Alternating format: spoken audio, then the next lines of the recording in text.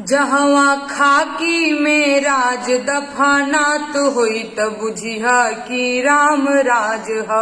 जहवा खादी में हवसी लुकात होई त बुझिह कि राम राज ह।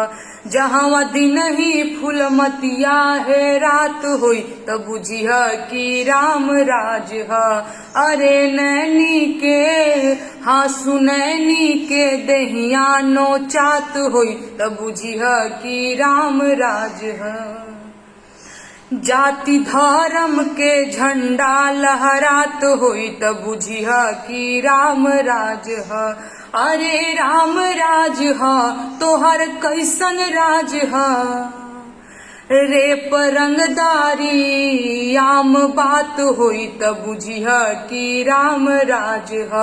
रातों रात पीड़िता के लाश फुकात होई त बुझिह कि राम राज ह। एहो खाकी में राज दफानात होई त बुझिह कि राम राज ह। माई बिटिया बिना छछानात होई त बुझिह कि राम राज ह।